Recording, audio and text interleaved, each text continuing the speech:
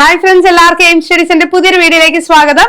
അപ്പൊ നമ്മളൊരു PSC പരീക്ഷയ്ക്കായി തയ്യാറെടുക്കുമ്പോൾ നമ്മൾ ആദ്യം മനസ്സിലാക്കേണ്ടത് എന്താണ്? അതിന്റെ സിലബസും മുൻപ് ആ ഓരോ സബ്ജക്റ്റിലും ഏത് രീതിയിലാണ് ചോദ്യങ്ങൾ വന്നിട്ടുള്ളത് എന്ന് തന്നെയാണ് അല്ലെ. അപ്പൊ നമ്മൾ ഇന്ന് ഡിസ്കസ് ചെയ്യാൻ പോകുന്നത് കഴിഞ്ഞ നമ്മുടെ PSC പരീക്ഷകളെ റിപ്പീറ്റഡ് ആയിട്ട് വന്ന ഫിസിക്സ് ഭാഗത്തിലെ ചോദ്യങ്ങളാണ്. അപ്പൊ നിങ്ങൾ ആലോചിക്കും, ഫിസിക്സിൽ നിന്ന് 3 മാർക്കിന്റെ ചോദ്യങ്ങളല്ലേ ഉള്ളൂ എന്നുള്ളത്. 3 മാർക്ക് എന്ന് പറയുന്നത് നമ്മളുടെ റാങ്ക് വലിയൊരു ഭാഗം തന്നെ നിർണ്ണയിക്കുന്ന ഒന്ന് തന്നെയാണ്. അപ്പോൾ ഇതേ ഭാഗത്ത് നിന്നാണ് റാങ്ക് മേക്കിംഗ് എങ്കിൽ നമ്മൾ ആ മറ്റുള്ളവർക്ക് ലഭിക്കാതെ പോകുന്ന ആ 3 മാർക്ക് നമ്മൾ സ്കോർ ചെയ്ത് കഴിഞ്ഞാൽ നമ്മൾ അത് വലിയൊരു റാങ്കിലേക്ക് തന്നെ എത്തിക്കും എന്നുള്ളത് തന്നെയാണ്. നിങ്ങൾക്കറിയാമല്ലേ, കമ്പനി ബോർഡ് LGS അതേപോലെ തന്നെ നമ്മുടെ ജനറൽ PSCയുടെ ഇപ്പൊ പരീക്ഷകളിലെല്ലാം തന്നെ കട്ട് ഓഫ് നില ഒരുപാട് ഉയർന്നു വരുന്ന ഒരു സാഹചര്യത്തിലൂടെയാണ് നമ്മളിപ്പോ പോകുന്നത്. അതുകൊണ്ട് തന്നെ PYQ മനസ്സിലാക്കിക്കൊണ്ട് തന്നെ പാറ്റേൺ മനസ്സിലാക്കി പഠിക്കേണ്ടത് വളരെയധികം പ്രധാനപ്പെട്ട ഒന്ന് തന്നെയാണ്. അപ്പൊ നമ്മൾക്ക് എന്ത് ചെയ്യാം, ഇന്ന് നമ്മൾ ഡിസ്കസ് ചെയ്യുന്നത് ഇതിനു മുമ്പ് PSCയിൽ ഫിസിക്സുമായി ബന്ധപ്പെട്ടിട്ട് ചോദിച്ചിട്ടുള്ള കുറച്ച് ക്വസ്റ്റ്യൻസ് വിത്ത് റിലേറ്റഡ് ഫാക്ട്സ് ആണ്. ഇതൊരു സീരീസ് ആയിട്ട് തന്നെ വീണ്ടും നിങ്ങൾക്കായി തുടർന്നുകൊണ്ടിരിക്കും.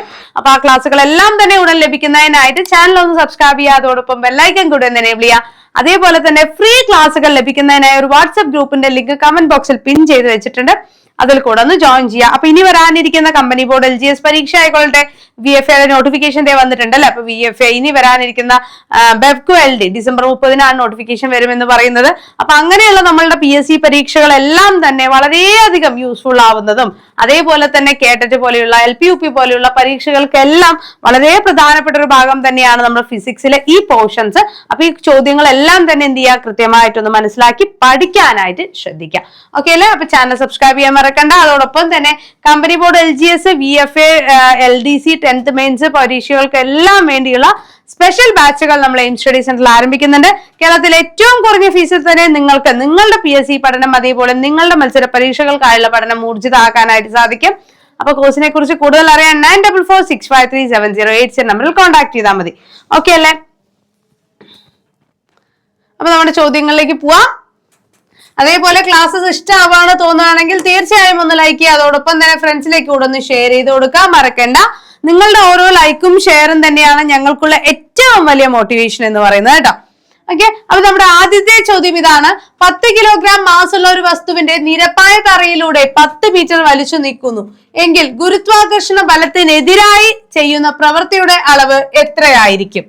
അപ്പൊ നമ്മൾക്കറിയാം, ഗുരുത്വാകർഷണ ബലം ഈ ഭൂമിയിലുള്ള എല്ലാ വസ്തുക്കളെയും ഭൂമി അതിന്റെ കേന്ദ്രത്തിലേക്ക് ആകർഷിക്കുന്നുണ്ട് അല്ലെ. ആ ആകർഷണ ബലത്തെയാണ് നമ്മൾ ഗുരുത്വാകർഷണ ബലം എന്ന് പറയുന്നത്. വളരെ വീക്ക് ആയിട്ടുള്ള ഒരു ഫോഴ്സ് ആണ്, ദുർബലമായിട്ടുള്ള ഒരു ഫോഴ്സ് ആണെങ്കിൽ പോലും നമ്മൾ ഈ അന്തരീക്ഷത്തെയും ഈ ഭൂമിയിലെ ജീവന്റെ നിലനിൽപ്പിനും എല്ലാം ആധാരമായി തന്നെ നമുക്ക് പറയാൻ കഴിയുന്ന ഒരു ബലമാണ് ഇത് നമ്മുടെ ഗുരുത്വാകർഷണ ഫലം എന്ന് പറയുന്നത്. അപ്പൊ ഈ ഗുരുത്വാകർഷണ ബലത്തിന്റെ എവിടെ നിന്നും എവിടത്തേക്കാണ്? ഇപ്പൊ ഞാൻ പറഞ്ഞു, ആ ഭൂമിയുടെ കേന്ദ്രത്തിലേക്കാണ് ഈ പറയുന്ന എല്ലാ വസ്തുക്കളെയും ആകർഷിച്ചുകൊണ്ടിരിക്കുന്നത്. അപ്പൊ 10 കിലോഗ്രാം മാസുള്ള ഒരു വസ്തുവിനെ നിരപ്പായ തറയിലൂടെ 10 മീറ്റർ വലിച്ചു നീക്കുന്നു എന്ന് വെച്ചാൽ മോഷൻ എവിടത്തേക്കാണ്? ഫോഴ്സ് വന്നിട്ട് മോഷൻ, അതിന്റെ ഡിസ്പ്ലേസ്മെന്റ് ഉണ്ടാവുന്നത് ഇങ്ങനെ നിരപ്പായ ഒരു പത അല്ലെ. അപ്പൊ അതില് നമുക്ക് ഡിസ്പ്ലേസ്മെന്റ് വരുന്നത് എവിടത്തേക്കാണ്? ഒരു വശത്തേക്കാണ്. ഈ ഫോഴ്സ് എന്ന് പറയുന്നത് എവിടത്തേക്കാണ്? താഴോട്ടാണ് അല്ലെ. അങ്ങനെയാണെങ്കിൽ ഈ പറയുന്ന പ്രവൃത്തിയുടെ അളവ് എത്രയായിരിക്കും എന്നുള്ളതാണ് ചോദിക്കുന്നത്. അപ്പോ ഈ വശത്തേക്കാണ് എന്ത് ചെയ്യുന്നത്? ഈ പറയുന്ന വസ്തു നീങ്ങുന്നത്. ഫോഴ്സ് അനുഭവപ്പെടുന്ന എവിടത്തേക്കാണ്? ഗുരുത്വാകർഷണ ബലം എപ്പോഴും ഭൂമിയുടെ കേന്ദ്രത്തിലേക്കായിരിക്കും. അപ്പൊ അങ്ങനെ ഉണ്ടോ ബലം അനുഭവപ്പെടുന്ന അതേ ദിശയിലേക്ക് എന്ത് വരണം? ഡിസ്പ്ലേസ്മെന്റ് വരുമ്പോഴാണ് നമുക്ക് എന്ത് വരുന്നത്? അവിടെ വർക്ക് ചെയ്തു അല്ലെങ്കിൽ പ്രവൃത്തി ചെയ്യപ്പെട്ടു എന്ന് പറയാനായിട്ട് സാധിക്കുക അല്ലെ. അപ്പോ ആ സാഹചര്യത്തിൽ നമുക്ക് എത്രയായിരിക്കും അവിടെ ചെയ്ത പ്രവൃത്തിയുടെ അളവ് എന്ന് പറയുന്നത്? 0 എന്ന് മനസ്സിലാക്കുക. ഇതേ കൺസെപ്റ്റിൽ വരുന്ന മറ്റൊരു ചോദ്യമാണ്: ചുമടി താങ്ങി നിൽക്കുന്ന ഒരു തൊഴിലാളി അല്ലെങ്കിൽ തലയിൽ ചുമടെടുത്ത് മുന്നോട്ട് നീങ്ങുന്ന തൊഴിലാളി ചെയ്യുന്ന പ്രവൃത്തിയുടെ അളവ് എത്ര എന്നുള്ളത്. അതും ഇതേ കൺസെപ്റ്റിൽ വരുന്നതാണ്. അപ്പൊ അവിടെ ചെയ്യുന്ന പ്രവൃത്തി എത്രയായിരിക്കും? 0 എന്നും റിപ്പീറ്റഡ് ആയിട്ട് വരുന്ന ക്വസ്റ്റ്യൻ തന്നെയാണ് അല്ലെ. ഓക്കെ, അടുത്ത ചോദ്യം: ഹൈഡ്രജനും ഓക്സിജനും ഉപയോഗിച്ച് വൈദ്യുതോർജം ഉൽപ്പാദിപ്പിക്കുന്നതിനുള്ള സംവിധാനം ഏതാണ് എന്നാണ് ചോദിച്ചിരിക്കുന്നത്. ഹൈഡ്രജനും അതേപോലെ തന്നെ ഓക്സിജനും ഉപയോഗിച്ച് പ്രവർത്തിക്കുന്നത് ഏതാണ് മക്കളെ?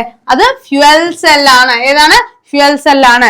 എന്നാൽ മറ്റൊരു ചോദ്യം ചോദിക്കാം: റിഡോക്സ് പ്രവർത്തനങ്ങളിലൂടെ റിഡോക്സ് പ്രവർത്തനങ്ങളിലൂടെ രാസോർജം വൈദ്യുതോർജമാക്കി മാറ്റുന്നത് ഏതെന്ന് ചോദിച്ചാൽ അത് ഗാൽവനിക് സെല്ലാണ്. ഇതിലെ ഏത് സെല്ല് വേണമെങ്കിലും നിങ്ങൾ എടുത്തോളൂ. ഈ സെല്ലുകളുടെ എല്ലാത്തിന്റെയും നമുക്ക് പറയാനായിട്ട് സാധിക്കുന്നത് രാസോർജം. ഓക്കെ, രാസോർജം എന്താക്കി മാറ്റുന്നു? വൈദ്യുതോർജമാക്കി മാറ്റുന്നു. അടുത്ത ചോദ്യം, ഒരു വസ്തുവിൽ അടങ്ങിയിരിക്കുന്ന ദ്രവ്യത്തിന്റെ അളവ് അളക്കാൻ ഉപയോഗിക്കുന്ന SI യൂണിറ്റ് ഏതാണ്? അതായത് ഒരു വസ്തുവിൽ അടങ്ങിയിരിക്കുന്ന ദ്രവ്യത്തിന്റെ അളവ് എന്ന് വെച്ചാൽ അത് എന്താണ്? ഒരു വസ്തുവിൽ അടങ്ങിയിരിക്കുന്ന ദ്രവ്യത്തിന്റെ അളവ് എന്ന് ചോദിച്ചാൽ അത് മാസ് ആണ്, വെയിറ്റ് അല്ല, മാസ് ആണ്. അപ്പൊ മാസിന്റെ SI യൂണിറ്റ് എന്താണ് എന്നാണ് ചോദിക്കുന്നതാണ്. എന്താണ് SI യൂണിറ്റ് എന്ന് വെച്ച് കഴിഞ്ഞാൽ നമ്മുടെ എല്ലാവരുടെയും അംഗീകരിച്ചിട്ടുള്ള, അതായത് ഇന്റർനാഷണലി അംഗീകരിച്ചിട്ടുള്ള ഇന്റർനാഷണൽ സിസ്റ്റം ഓഫ് യൂണിറ്റ്സിനെയാണ് നമ്മൾ എന്തെന്ന് പറയുന്നത്? SI യൂണിറ്റ് എന്ന് പറയുന്നത്. അതിൽ 7 അടിസ്ഥാന അളവുകളെ കുറിച്ചും അവയുടെ യൂണിറ്റുകളെയും കുറിച്ചുമാണ് ഫണ്ടമെന്റൽ ക്വാണ്ടിറ്റീസിൽ നമ്മൾ പഠിക്കുന്നത്, അല്ലെ? അപ്പൊ അടിസ്ഥാന യൂണിറ്റുകൾ എന്ന് പറയുമ്പോൾ നമുക്കതിൽ എന്തൊക്കെ പഠിക്കാനുണ്ട്? നീളമാണെങ്കിൽ മീറ്റർ, സമയമാണെങ്കിൽ സെക്കൻഡ്, മാസ് ആണെങ്കിൽ കിലോഗ്രാം, കറണ്ട് ആണെങ്കിൽ ഏതാണ്? Ampere. Then amount of substance, അതെങ്കിൽ അളവ് എന്നതിനുമായി ബന്ധപ്പെട്ടാണെങ്കിൽ എമൗണ്ട് ഓഫ് ദ സബ്സ്റ്റൻസ് അഥവാ അളവാണെങ്കിൽ അത് മോൾ ആണ്. പദാർത്ഥത്തിന്റെ അളവാണെങ്കിൽ അത് മോൾ ആണ്. പിന്നെ താപനിലയാണെങ്കിൽ താപനില കെൽവിൻ ആണ്. ഓക്കെ, അതൊക്കെയാണ് നമുക്ക് എന്തെന്ന് പറയുന്നത്? നമ്മളുടെ യൂണിറ്റുകൾ എന്ന് പറയുന്നത്. അതേപോലെ നമ്മൾ ഒന്ന് വിട്ടു അല്ലെ, ലൂമിനസ് ഇന്റൻസിറ്റി അഥവാ പ്രകാശ തീവ്രത.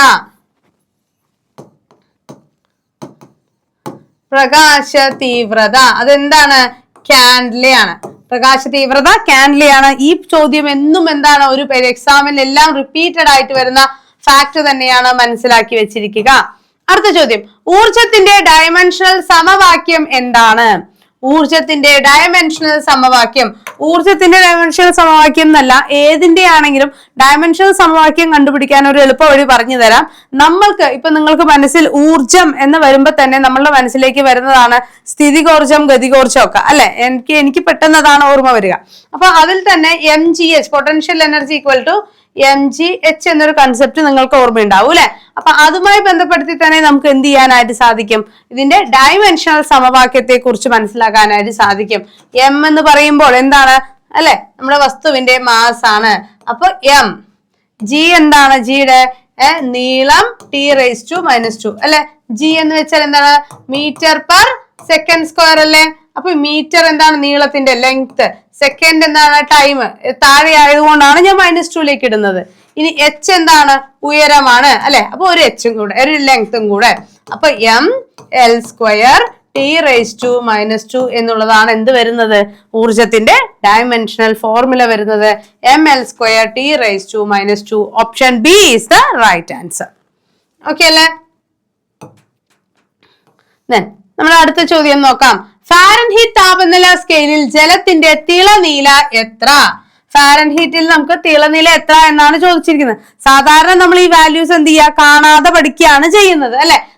ഫാരൻഹീറ്റിൽ നിന്നും ജലത്തിന്റെ തിളനില കണ്ടുപിടിക്കുമ്പോൾ ജലത്തിന്റെ തിളനില നമ്മളിപ്പോ സെൽഷ്യസ് സ്കെയിലിൽ എടുക്കുകയാണെങ്കിൽ ഫാരൻഹീറ്റ് പറയാറുണ്ട്, സെൽഷ്യസ് സ്കെയിൽ പറയാറുണ്ട്, അല്ലെ? കെൽവിനിൽ താപനിലകൾ പറയാറുണ്ട്. സെൽഷ്യസ് സ്കെയിലിൽ നമ്മൾ പറയുമ്പോൾ 100 ഡിഗ്രി സെൽഷ്യസ് എന്നാണ് തിളനിലയെ പറയുന്നത്, അല്ലെ? അപ്പൊ ആ ഇക്വേഷൻ വെച്ചിട്ട് ഫാരൻഹീറ്റിലേക്ക് നമ്മൾ കൺവേർട്ട് ചെയ്യുന്ന സമയത്ത് F ഈക്വൽ ടു പറഞ്ഞു നോക്കട്ടെ, C × 9/5 + 32 എന്ന് വരും. അപ്പൊ ഇതിൽ C എത്രയാ? 100 ആണ്, അല്ലെ? 100 × 9/5 + 32, അപ്പൊ 20 ആണ്. 180 + 32 എത്ര വരും? 212 ഡിഗ്രി ഫാരൻഹീറ്റ് എന്ന് വരും. ക്ലിയർ അല്ലേ? 212 ഡിഗ്രി ഫാരൻഹീറ്റ്.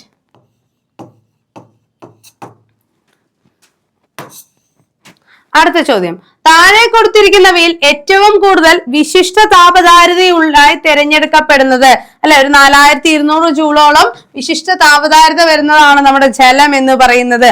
അതുകൊണ്ട് തന്നെയാണ് റേഡിയേറ്ററുകളിൽ നമ്മൾ കൂളന്റുകളായി ജലത്തെ ഉപയോഗിക്കുന്നത്. അടുത്ത ചോദ്യം, പ്രകൃതിയിലെ അടിസ്ഥാന ബലങ്ങളിൽ ഏറ്റവും ശക്തി കുറഞ്ഞത് ഏതാണ്? ഞാൻ കുറച്ചു മുമ്പ് പറഞ്ഞിരുന്നു, അല്ലെ, ഈ ഒരു ചോദ്യം കുറച്ചു മുമ്പ് ഞാൻ പറഞ്ഞിരുന്നു. പ്രകൃതിയിലെ അടിസ്ഥാന ബലങ്ങളിൽ ഏറ്റവും കുറവ് ഊർജം വരുന്നത് അല്ലെങ്കിൽ ഏറ്റവും ദുർബലമായത് എന്ന് പറയാൻ സാധിക്കുന്നത് ഏതാണ്? നമ്മുടെ ഗുരുത്വബലമാണ്, ഗുരുത്വാകർഷണ ബലമാണ്. ഇനി മനുഷ്യന്റെ ശ്രവണ പരിധി. അടുത്ത ചോദ്യം വളരെ പ്രധാനപ്പെട്ട ചോദ്യമാണ്, റിപ്പീറ്റഡ് ആയിട്ട് വന്നുകൊണ്ടിരിക്കുന്നതാണ്, അല്ലെ. എത്രയാണ് മനുഷ്യന്റെ ശ്രവണ പരിധി?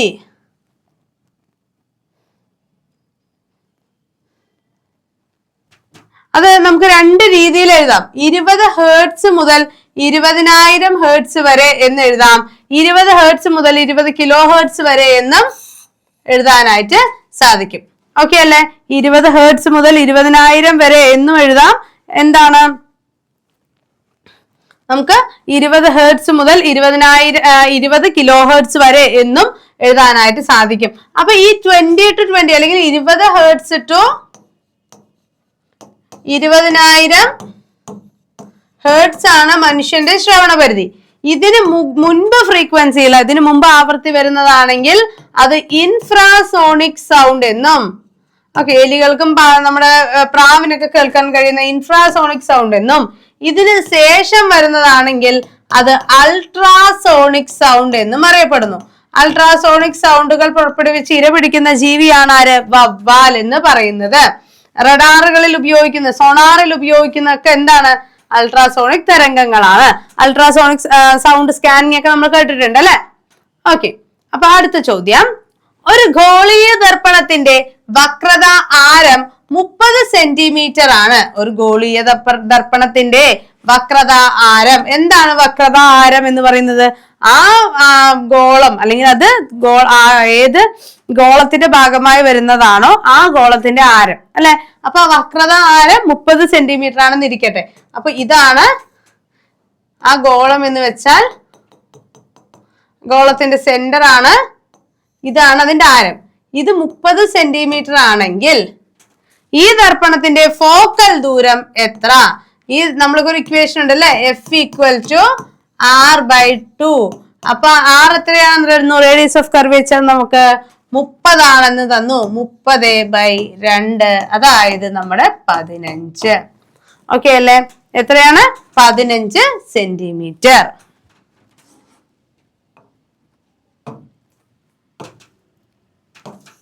അടുത്ത ചോദ്യം, എന്തിന്റെ യൂണിറ്റ് ആണ് പ്രകാശവർഷം?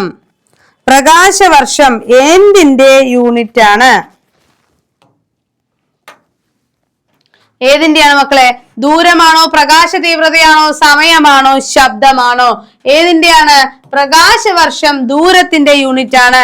അതുകൂടാതെ തന്നെ നമുക്ക് എന്ത് പറയാം? എസ്ട്രോണമിക്കൽ യൂണിറ്റ് 15 കോടി കിലോമീറ്റർ. ഒരു എസ്ട്രോണമിക്കൽ യൂണിറ്റ് എന്ന് വെച്ചാൽ 15 കോടി കിലോമീറ്റർ ആണ്, അല്ലെ?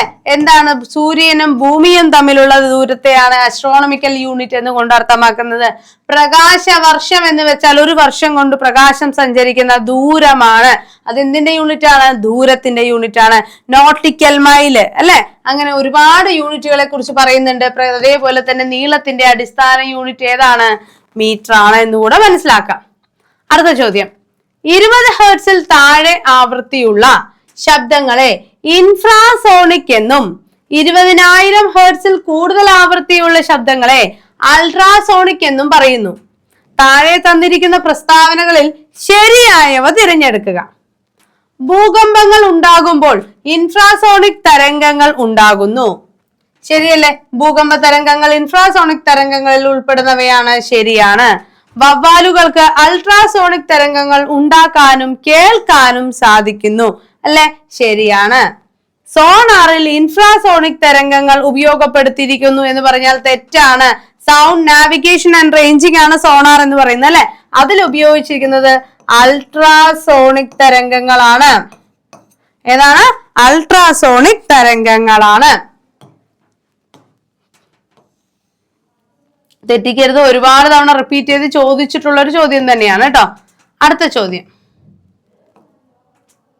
നെഗറ്റീവ് പ്രവൃത്തിക്ക് ഉദാഹരണങ്ങൾ ഏതെല്ലാം?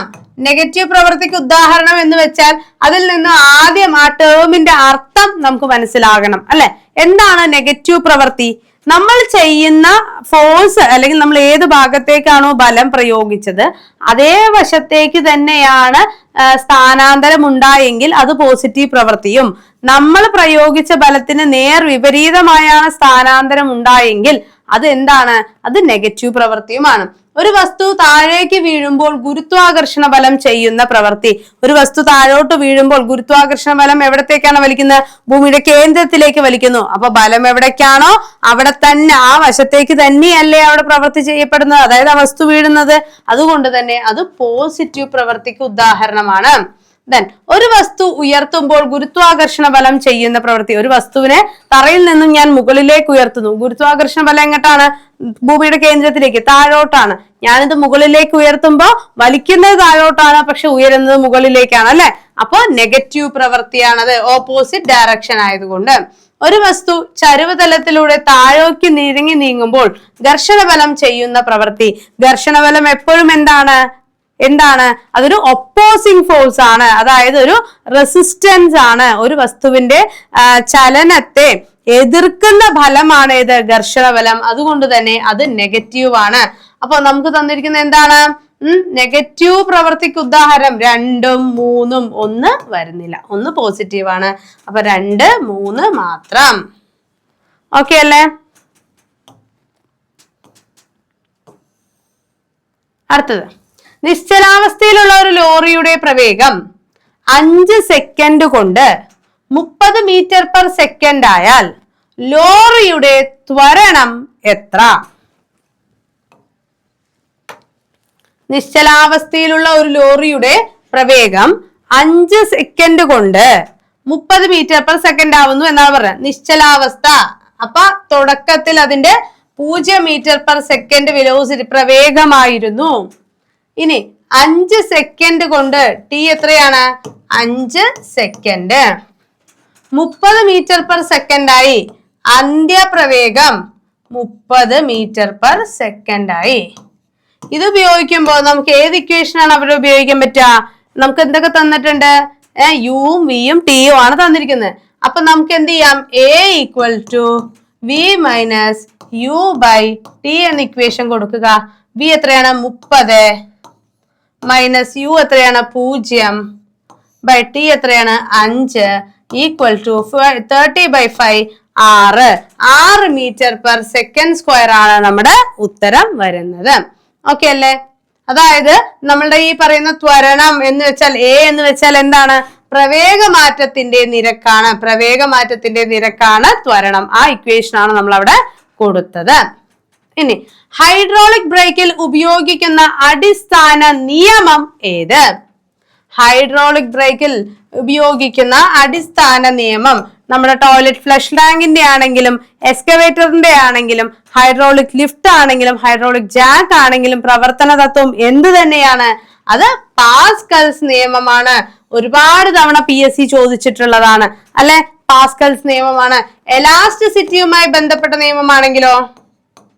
എലാസ്റ്റിസിറ്റിയുമായി ബന്ധപ്പെട്ട നിയമമാണെങ്കിൽ അത് ഹൂക്സ് നിയമമാണ്. ഓക്കെ. ദ്രാവകത്തിൽ മുങ്ങിയിരിക്കുന്ന ഒരു വസ്തു ആദേശം ചെയ്യുന്ന ജലവുമായി ബന്ധപ്പെട്ടതാണെങ്കിൽ അത് ആർക്കിമിഡീസ് തത്വമാണ്. ഓക്കെ. ഒരു നേരിയ കുഴലിലൂടെയുള്ള ജലത്തിന്റെ ചലനത്തെ നമ്മൾ നിർവചിക്കുന്ന നിയമമാണ് ഇത്? ബെർണോളിസ് സിദ്ധാന്തം. അതിലെ പ്രഷറും ഏരിയയും ഒക്കെ വെച്ചിട്ട് എക്സ്പ്ലെയിൻ ചെയ്യുന്നതാണ് ഇത് നമ്മുടെ ബെർണോളിസ് സിദ്ധാന്തം എന്ന് കൂടെ മനസ്സിലാക്കുക. ഓക്കെ. അപ്പൊ നമ്മുടെ ക്ലാസ്സുകളൊക്കെ നിങ്ങൾക്ക് ഇഷ്ടമാവാണെന്നുണ്ടെങ്കിൽ ഒന്ന് ലൈക്ക് ചെയ്യാൻ മറക്കരുത്. അതോടൊപ്പം തന്നെ നിങ്ങളുടെ ഫ്രണ്ട്സിലേക്ക് കൂടെ ഷെയർ ചെയ്ത് കൊടുക്കുക. നമ്മുടെ കമ്പനി ബോർഡ് LGSന്റെ പുതിയ ഓൺലൈൻ ആൻഡ് ഓഫ്ലൈൻ ബാച്ചുകൾ എയിം സ്റ്റഡി സെന്ററിൽ ആരംഭിക്കുന്നുണ്ട്. കോഴ്സിനെ കുറിച്ച് കൂടുതൽ അറിയാൻ 9446537080 നമ്പറിൽ കോൺടാക്ട് ചെയ്താൽ മതി. ഓക്കെ അല്ലേ?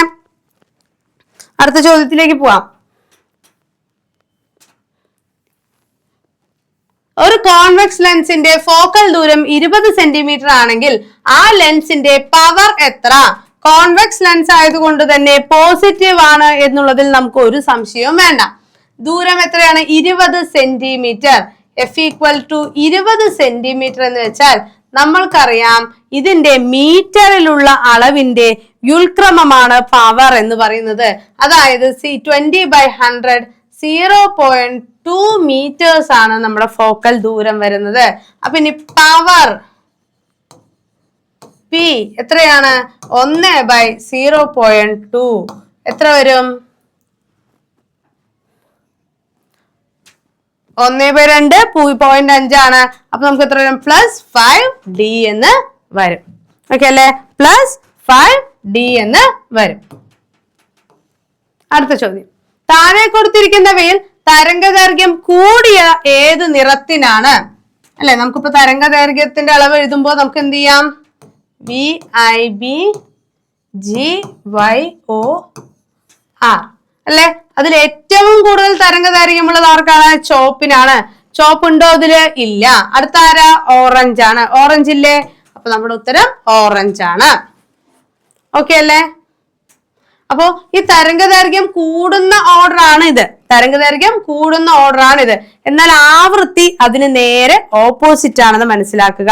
തരംഗദൈർഘ്യം കൂടിയത് കൊണ്ട് തന്നെ വിസരണത്തിന്റെ നിരക്ക് വളരെ കുറവായിരിക്കും. ആർക്ക്? ഈ ചുവപ്പ് നിറത്തിന്. അതുകൊണ്ടാണ് നമുക്ക് എന്ത് സംഭവിക്കുന്നത്? നമ്മൾ ഈ പറയുന്ന ട്രാഫിക് ലൈറ്റുകളിൽ ചുവപ്പ് നിറം നമുക്ക് നൽകി വരുന്നത്. ഓക്കെ, അപ്പൊ ദൂരം നിന്നും കാണാനായിട്ട് സാധിക്കും. തരംഗദൈർഘ്യം കൂടുന്തോറും വിസരണത്തിന്റെ നിരക്ക് കുറയുന്നു എന്ന് കൂടെ മനസ്സിലാക്കുക. അടുത്ത ചോദ്യം, ഊഷ്മാവ് അളക്കുന്ന ഒരു യൂണിറ്റ്. ഊഷ്മാവ് അളക്കുന്ന യൂണിറ്റ് ഏതാണ്? ഏതാണ്? നമ്മുടെ കെൽവിൻ ആണ്. ജൂൾ ആണെങ്കിൽ ഏതാണ്? ഊർജമാണ്. വാട്ട് ആണെങ്കിൽ പവർ ആണ്. ഡൈൻ ആണെങ്കിൽ ഫോഴ്സ് ആണ്, അതായത് ബലമാണ്. ഓക്കെ, അപ്പൊ എന്താണ്? നമ്മുടെ ഊഷ്മാവ് അളക്കുന്നതാണ് കെൽവിൻ. അടുത്ത ചോദ്യം, ചലിച്ചുകൊണ്ടിരിക്കുന്ന ഒരു വസ്തുവിന്റെ പ്രവേഗം ഇരട്ടിയായി വർദ്ധിപ്പിച്ചാൽ അതിന്റെ ഗതികോർജത്തിന് എന്ത് മാറ്റം സംഭവിക്കും? നമ്മൾക്കറിയാം ഗതികോർജം, സ്ഥിതികോർജം എന്ന് പറഞ്ഞ യാന്ത്രികോർജത്തെ നമുക്ക് ബേസിക്കലി രണ്ടായി തരംതിരിക്കാം. അതിൽ ഗതികോർജം അഥവാ കൈനറ്റിക് എനർജി എന്ന് വെച്ചാൽ ½ ആണ്. അതിൽ V എന്ന് പറയുന്നത് എന്താണ്? പ്രവേഗമാണ്. വസ്തുവിന്റെ പ്രവേഗം ഇരട്ടിയാക്കുന്നു. ½ എന്തായി? V2V × എന്ന രീതിയിലേക്ക് മാറ്റണം. ഈ 2നെ സ്ക്വയർ ചെയ്യുമ്പോൾ, വർഗം ചെയ്യുന്ന സമയത്ത് നമുക്ക് എത്ര കിട്ടും? mv² × ഈ 2ന്റെ സ്ക്വയർ 4 എന്ന് വരും. അതായത് 4 ഇരട്ടി ആകുന്നു. എന്താണ്? പ്രവേഗം ഇരട്ടിയായാൽ ഗതികോർജം 4 ഇരട്ടി ആകുന്നു. ഓക്കെ അല്ലേ? ഇതിന്റെ എല്ലാം ഡീറ്റെയിൽഡ് ആയിട്ടുള്ള ക്ലാസ്സുകൾ നമ്മുടെ ശ്രീ ലേണിംഗ് എന്ന ആപ്പിൽ അവൈലബിൾ ആണ്. അപ്പൊ അതെല്ലാം ഡീറ്റെയിൽഡ് ആയിട്ട് കാണാൻ നമുക്ക് എന്താണ് ഇതൊരു ആസ് എ മോക്ക് ടെസ്റ്റ്. നിങ്ങൾ ഈ ചോദ്യങ്ങളെ കണ്ടാൽ മതി. ഉത്തരങ്ങൾ എഴുതാൻ സാധിക്കുന്നുണ്ടോ? നിങ്ങൾക്ക് മനസ്സിലേക്ക് തോന്നുന്ന ഉത്തരങ്ങൾ തന്നെയാണോ ഈ പറയുന്ന റിലേറ്റഡ് ഫാക്ട്സ് സഹിതം നിങ്ങൾക്ക് പഠിക്കാനായിട്ട് സാധിക്കുന്നുണ്ടോ എന്നൊക്കെ ഒന്ന് ശ്രദ്ധിക്കാം. ഓക്കെ അല്ലേ? ഇനി അടുത്ത ചോദ്യം, ഒരു വസ്തുവിൽ ഭൂമി പ്രയോഗിക്കുന്ന ആകർഷണ ബലമാണ് ഡാഷ്. ഒരു വസ്തുവിൽ ഭൂമി പ്രയോഗിക്കുന്ന ആകർഷണ ബലം ഏതു പേരിൽ അറിയപ്പെടുന്നു? ഒരു വസ്തുവിൽ അടങ്ങിയിരിക്കുന്ന ആകെ ദ്രവ്യത്തിന്റെ അളവാണ് മാസ് എന്ന് ഞാൻ പറഞ്ഞിരുന്നു അല്ലെ? അപ്പൊ ഈ പറയുന്ന ആകെ ദ്രവ്യത്തിന്റെ അളവ് മാസ് ആണ്. എന്നാൽ ഭൂമി ആ വസ്തുവിനെ ഭൂമിയിലേക്ക് ആകർഷിക്കാൻ മാത്രം എത്ര ഫോഴ്സ് നൽകുന്നുണ്ടോ അതാണ് അതിന്റെ വെയിറ്റ് അഥവാ ഭാരം എന്ന് പറയുന്നത്. അതിന്റെ ഭാരം എന്ന് പറയുന്നത്. ഒരു വസ്തുവിൽ ഭൂമി പ്രയോഗിക്കുന്ന ആകർഷണ ബലം എന്താണോ അത് ഭാരമാണ്. വസ്തുവിൽ അടങ്ങിയിരിക്കുന്ന ആകെ ദ്രവ്യത്തിന്റെ അളവാണ് പിണ്ഡം അഥവാ മാസ് എന്ന് പറയുന്നത്. ഓക്കെ അല്ലേ? അതേപോലെ എന്താണ് സാന്ദ്രത? ഒരു യൂണിറ്റ് വോളിയത്തിൽ അല്ലെങ്കിൽ യൂണിറ്റ് വ്യാപ്തത്തിൽ അടങ്ങിയിരിക്കുന്ന പിണ്ഡത്തിന്റെ അളവാണ് സാന്ദ്രത. എന്ത് വരും equation? Mass by volume. Okay,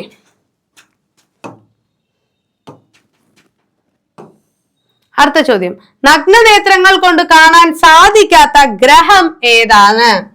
ഉരുളുന്ന ഗ്രഹമെന്നും ശയന പ്രദക്ഷിണം ചെയ്യുന്ന ഗ്രഹമെന്നും ഒക്കെ വിളിച്ച് അറിയപ്പെടുന്ന ബാഹ്യ ഗ്രഹങ്ങളിൽ ഉൾപ്പെടുന്ന യൂറാനസ് ആണ് നഗ്നനേത്രങ്ങൾ കൊണ്ട് കാണാൻ സാധിക്കാത്ത ഗ്രഹം.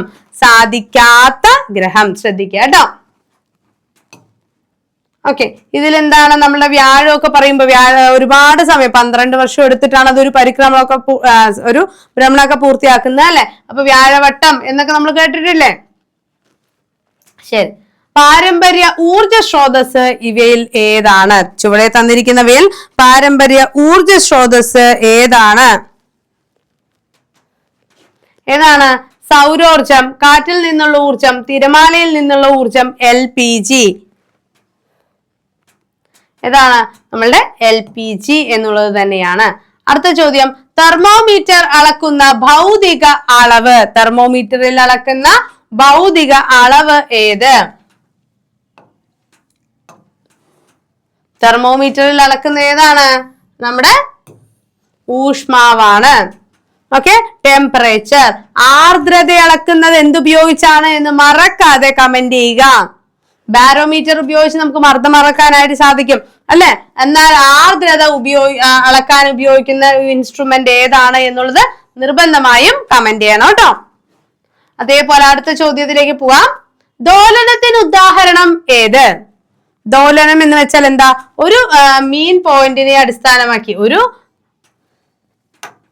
ബിന്ദുവിനെ അടിസ്ഥാനമാക്കി ഇരുവശത്തേക്കും ചലിക്കുന്ന തരം ചലനങ്ങളെയാണ് ദോലനം എന്ന് പറയുന്നത്.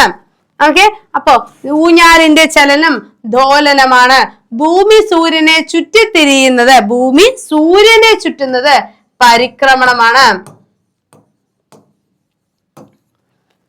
ചക്രം തിരിയുന്നത് ഭ്രമണമാണ്. ലിഫ്റ്റ് ഉയരുന്നതും താഴുന്നതും അതെന്താണ്? നേർരേഖാചലനമാണ്. ഓക്കെ, അപ്പോ നമുക്ക് ഇതിന് ഉദാഹരണം വരുന്ന ഏതാണ്? ഊഞ്ഞാലിന്റെ ചലനം. ദോലനത്തിന് ഉദാഹരണം ഊഞ്ഞാലിന്റെ ചലനം. ഒരു പോയിന്റിനെ അടിസ്ഥാനപ്പെടുത്തിക്കൊണ്ട് ഇരുവശങ്ങളിലേക്കും സഞ്ചരിക്കുന്നുണ്ടെങ്കിൽ അതിനെ ദോലനം എന്ന് പറയുന്നു. ആവൃത്തി കൂടിയ ദോലനങ്ങളെ നമ്മൾ കമ്പനം എന്ന വാക്കുകൊണ്ടാണ് സൂചിപ്പിക്കുന്നത്. അടുത്ത ചോദ്യം, ജഡത്വ നിയമം പ്രസ്താവിച്ച ശാസ്ത്രജ്ഞൻ ആര്? ജഡത്വ നിയമം പ്രസ്താവിച്ച ശാസ്ത്രജ്ഞൻ ആര്? ജഡത്വ നിയമം ആവിഷ്കരിച്ച ശാസ്ത്രജ്ഞൻ ആരാണ്? പറഞ്ഞു നോക്കട്ടെ. ജഡത്വ നിയമം മുന്നോട്ട് വെച്ച വ്യക്തി എന്ന് പറഞ്ഞാൽ അത് ഗലീലിയോ ആണ്. ഓക്കെ, ആരാണ്? ഗലീലിയോ ആണ്.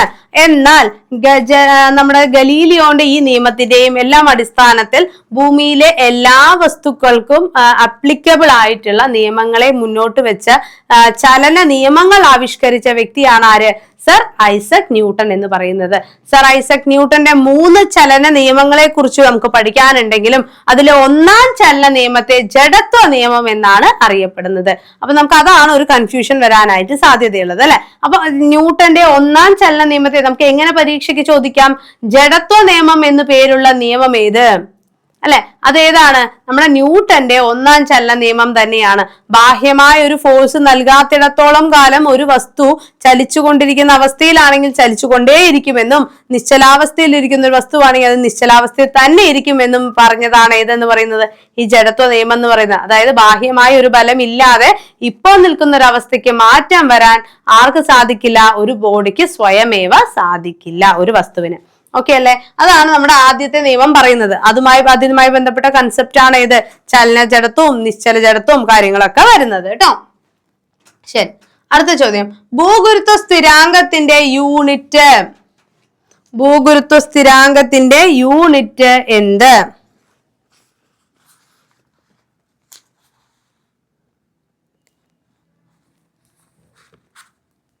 പറഞ്ഞേ.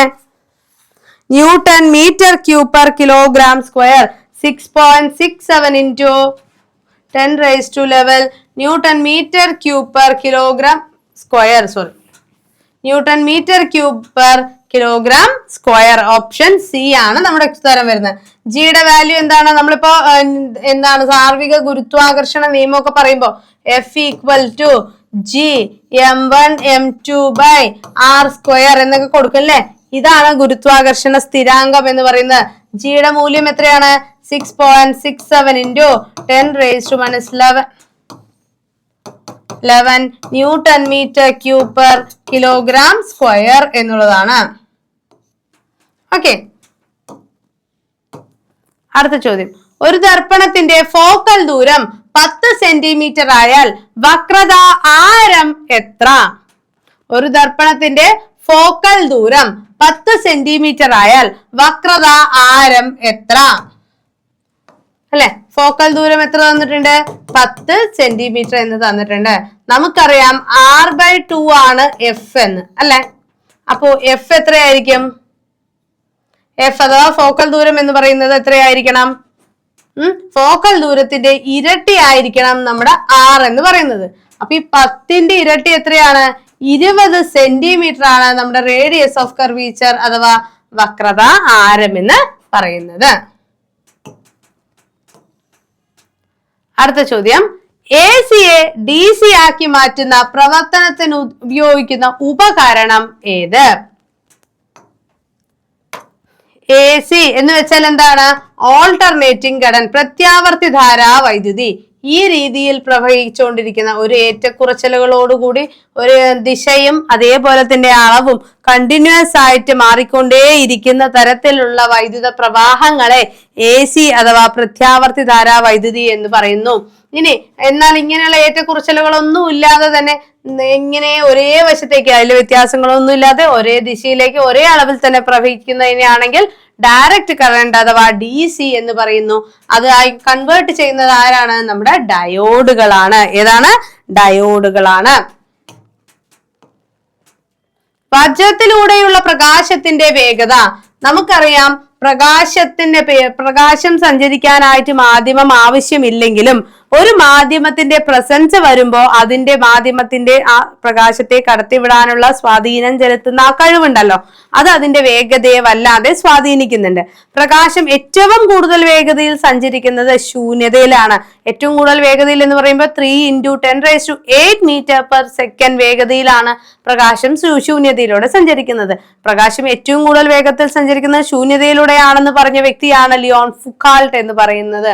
അപ്പോ അദ്ദേഹം ഈ പറയുന്ന കൺസെപ്റ്റ് വളരെ പ്രധാനപ്പെട്ട ഒന്ന് തന്നെയാണ്, അല്ലെ? അപ്പൊ ഈ പ്രകാശം സഞ്ചരിക്കുമ്പോൾ പ്രകാശം ഏറ്റവും വേഗത കുറഞ്ഞ് സഞ്ചരിക്കുന്ന ഏതിലൂടെയാണ്? നമ്മുടെ വജ്രത്തിലൂടെയാണ്, അല്ലെ? ഏറ്റവും കുറവ് വേഗത്തിൽ സഞ്ചരിക്കുന്ന, അതിന് പ്രകാശിക സാന്ദ്രത വളരെ കൂടുതലായതുകൊണ്ട് തന്നെ പ്രകാശത്തിന് പതുക്കെ മാത്രമേ അതിലൂടെ സഞ്ചരിക്കാനായിട്ട് സാധിക്കുന്നുള്ളൂ. അപ്പോ ഈ വജ്രത്തിലൂടെയുള്ള പ്രകാശത്തിന്റെ പ്രവേഗം എത്ര എന്ന് ചോദിച്ചു കഴിഞ്ഞാൽ അത് എത്രയാണ്? കമന്റ് ചെയ്തേ നോക്കട്ടെ. കമന്റ് ചെയ്തേ. 1.25 × 10⁸ മീറ്റർ/സെക്കൻഡ് ആണ്. 1.25 × 10⁸ മീറ്റർ/സെക്കൻഡ് ആണ്. ഇനി അടുത്ത ചോദ്യം, 37 ഡിഗ്രി സെൽഷ്യസിന് സമാനമായിട്ടുള്ള ഫാരൻഹീറ്റ് സ്കെയിലിലെ താപനില എത്ര? ഇത് മുമ്പ് നമ്മൾ എന്ത് ചെയ്തു? ഞാനത് ചെയ്യാൻ പറഞ്ഞു തന്നിരുന്നു, അല്ലെ? അപ്പൊ നമുക്ക് എങ്ങനെ പറയാം? 37 × 9/5 + 32 ചെയ്ത് നോക്കിക്കേ, കണക്കാക്കിക്കേ നോക്കട്ടെ. 98.6 എന്ന് വരും. 98.6 എന്നുള്ളതാണ് നമ്മുടെ ഉത്തരം വരുന്നത്. അടുത്ത ചോദ്യം, മഴവില്ലിൽ ഉണ്ടാകാൻ കാരണമായ പ്രകാശ പ്രതിഭാസം ഏതാണ്? ഈ മഴവില്ലുണ്ടാകുന്നത് നമ്മുടെ അന്തരീക്ഷത്തിലെ ചില കണികകളിൽ പ്രകാശം അല്ലെങ്കിൽ സൂര്യപ്രകാശം ഏൽക്കുന്ന സമയത്ത് അത് അപവർത്തനത്തിനും പൂർണ്ണാന്തര പ്രതിഫലനത്തിനും പ്രകീർണനത്തിനും വിധേയമായിട്ടാണ് എന്തുണ്ടാവുന്നത്? നമ്മളുടെ മഴവില്ലുണ്ടാകുന്നത്. അപ്പൊ അത് പഠിച്ചു വെച്ചിരിക്കുക. ആന്തരിക പ്രതിഫലനം, അപവർത്തനം, പ്രകീർണനം മൂന്നും വരുന്നുണ്ട്. എങ്ങനെയാണ് ഇത് വരുന്നത് ഒന്ന് വരച്ചു നോക്കിയാലോ. നമ്മളുടെ ഈ പറയുന്ന ഒരു ജലത്തുള്ളിയുടെ ഉള്ളിലേക്ക് പ്രകാശം ചരിഞ്ഞു പതിക്കുന്ന സമയത്ത് അത് അപവർത്തനത്തിന് വിധേയമാകുന്നു, അല്ലെ? എന്താണ്? ഒരു അപവർത്തനത്തിന് വിധേയമാകുന്നു. ഇങ്ങനെ അപവർത്തനത്തിന് വിധേയമായത് ആ ജലത്തുള്ളിക്കുള്ളിൽ തന്നെ ഒന്ന് എന്ത് ചെയ്യുന്നു? ടോട്ടൽ ഇന്റേണൽ റിഫ്ലക്ഷൻ അഥവാ പൂർണ്ണാന്തര പ്രതിഫലനത്തിന് വിധേയമാവുകയും അത് അതിന്റെ വേവ് ലെങ്ത്തിന്റെ, പ്രകാശത്തിന്റെ വേവ് ലെങ്ത്തിനനുസരിച്ച് പല നിറങ്ങളിലായി പിരിയുകയും ചെയ്യുന്നു. ഒരു മാധ്യമത്തിൽ നിന്നും മറ്റൊരു മാധ്യമത്തിലേക്ക് ചരിഞ്ഞു പതിക്കുന്ന പ്രകാശരശ്മിക്ക് ആ മാധ്യമത്തിന്റെ സ്വഭാവത്തിനനുസരിച്ച് പ്രകാശപാതയിൽ വ്യതിയാനം സംഭവിക്കുമ്പോൾ അതിനെ നമ്മൾ അപവർത്തനം എന്ന് പറയുന്നു. ഓക്കെ അല്ലെ? ഇങ്ങനെ അപവർത്തനം സംഭവിച്ച രശ്മി എന്ത് ചെയ്യുന്നു? വീണ്ടും ആ ഒരു മാധ്യമത്തിലേക്ക് കടന്നതിന് ശേഷം അതേ മാധ്യമത്തിലേക്ക് തന്നെ തിരിച്ചു വരികയാണ് എന്നുണ്ടെങ്കിൽ, ക്രിട്ടിക്കൽ കോണളവിനേക്കാൾ കൂടിയ ഒരു കോണളവിൽ വന്ന് പതിക്കുമ്പോൾ ആ അതേ മാധ്യമത്തിലേക്ക് തന്നെ ചരിച്ച് വീണ്ടും പ്രതിഫലിക്കുകയാണെങ്കിൽ അതിനെ പൂർണ്ണാന്തര പ്രതിഫലനം എന്ന് പറയുന്നു. ആ പ്രകാശരശ്മി അതിന്റെ ഘടകവർണ്ണങ്ങളായി പിരിയുകയാണെങ്കിൽ അതിനെ പ്രകീർണനം എന്നാണ് നമ്മൾ പറയുന്നത്. അപ്പോ ഈ മൂന്നും എന്ത് ചെയ്യുന്നുണ്ട്? അതിന്റെ ഉത്തരങ്ങളായി നമുക്ക് പറയാനായിട്ട് സാധിക്കുന്നുണ്ട്. മനസ്സിലായോ? ഓക്കെ, അപ്പൊ ഇതെല്ലാം വളരെ പ്രധാനപ്പെട്ട ചോദ്യങ്ങളാണ് കേട്ടോ. ഓക്കെ അല്ലെ? അപ്പൊ നമ്മുടെ ക്ലാസ്സസ് ഒക്കെ ഇഷ്ടമാണെന്നുണ്ടെങ്കിൽ ഒന്ന് ലൈക്ക് ചെയ്യുക, അതോടൊപ്പം തന്നെ കമന്റ് ചെയ്യാൻ കൂടെ മറക്കരുത്. ഞാനിപ്പോ ഒരു 1-2 ചോദ്യങ്ങൾ ഇതിനോടൊപ്പം നിങ്ങളോട് ചോദിച്ചിരുന്നു അല്ലെ? എന്തായിരുന്നു? നമ്മളുടെ ആർദ്രതയുടെ യൂണിറ്റ് അളക്കുന്നത്, അല്ലെങ്കിൽ ആർദ്രതയുടെ യൂണിറ്റ് എന്താണെന്ന് മെൻഷൻ ചെയ്യുക. അതോടൊപ്പം തന്നെ എന്ത് ചെയ്യുക? ആർദ്രത അളക്കാൻ ഉപയോഗിക്കുന്ന ഉപകരണം ഏതാണ് എന്നുകൂടെ കമന്റ് ചെയ്യുക. ഓക്കെ അല്ലെ? അപ്പൊ മറ്റൊരു വീഡിയോ ആയിട്ട് നമുക്ക് വീണ്ടും കാണാം. കൂടുതൽ ക്ലാസ്സുകൾക്കായി ചാനൽ സബ്സ്ക്രൈബ് ചെയ്യാൻ മറക്കരുത്. അതോടൊപ്പം ബെല്ലൈക്കൻ കൂടെ ഒന്ന് എനേബിൾ ചെയ്യുക. അതേപോലെ തന്നെ നമ്മുടെ എയിം സ്റ്റഡി സെന്ററിന്റെ ഒരു ഫ്രീ ഗ്രൂപ്പിന്റെ ലിങ്ക് താഴെ പ്രൊവൈഡ് ചെയ്തിട്ടുണ്ട്. കമന്റ് ബോക്സിൽ പിൻ ചെയ്തിരിക്കുന്ന ഗ്രൂപ്പിൽ കൂടെ ഒന്ന് ജോയിൻ ചെയ്യുക. മറ്റൊരു അപ്ഡേറ്റുമായിട്ട് വീണ്ടും കാണാം. താങ്ക്